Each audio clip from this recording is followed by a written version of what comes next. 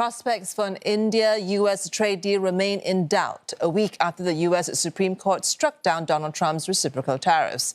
Indian exporters are seeking clarity as President Trump rolls out new tariffs on nearly all countries while urging partners to stick to existing trade deals. Ishan Garg filed this report for CNA from New Delhi. Indian businesses making things such as leather bags and apparels are in an odd spot. Technically, their goods now face 10% additional tariffs imposed by President Donald Trump after the US Supreme Court ruled his earlier reciprocal tariffs illegal. That's lower than the 18% levies under the framework for a trade deal that India and the US had agreed upon but haven't formally signed.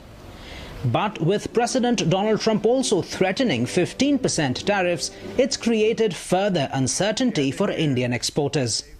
Business has come to a sort of a standstill. We will probably need a few days or weeks before we get a clear clarity on how this is going to pan out. My understanding from interaction with industry people is that there is still no perfect clarity. Roughly 55% of India's exports to the US now face the lower duties. Apart from leather goods, apparels and footwear, they also include some chemicals and machinery. But around 40% of India's export value to the US remain outside the scope of both the scrapped reciprocal duties and the new levies. Things like smartphones, petroleum products and many medicines that were seeing close to zero tariffs. Some of the most politically sensitive sectors stay expensive. Indian steel and aluminium face duties of around 50%, and certain auto parts are still taxed at 25%. All of this is feeding into the question of what happens now to the India-US trade deal. Just this month, the two sides agreed to sign an interim framework that would fix US tariffs on Indian goods at 18%, down from 25 to 50% in return for India opening its own market and signaling purchases worth hundreds of billions of dollars from the US. But with the Supreme Court striking down the very reciprocal tariffs that underpinned that bargain, much of Washington's 50% tariff leverage has simply evaporated. Experts now argue New Delhi should use this moment to revisit and, if needed, renegotiate the terms of that deal. So we were negotiating because US said that they will bring down the tariffs from 25% to 18%, and that's how we to concede many things, many concessions to them. Now US is not in position to offer anything extra to us.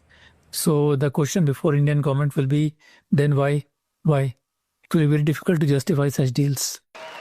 But President Trump is already warning countries not to play games with existing trade agreements, hinting that those who back out could face even higher tariffs. Knowing that the legal power that I, as president, have to make a new deal could be far worse for them, and therefore they will continue to work along the same successful path that we had negotiated before the Supreme Court's unfortunate involvement. Despite the warning, some analysts argue that a properly renegotiated deal could deepen supply chain ties and give Indian exporters legal certainty that goes beyond the political swings of any one administration. An amicable agreed settlement and certainty in the long run is what will promote trade between the two countries, and that is what, in my belief, the industry would want. That certainty might still be far off, given concerns that Trump's new 10% tariffs could be challenged in courts on grounds that the US isn't facing a balance of payments crisis. That leaves Indian businesses trying to plan shipments into a market where rules can change overnight.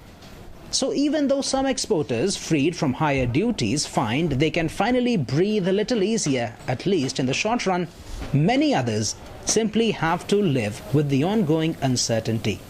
For CNA, I'm Ishan Garg in New Delhi.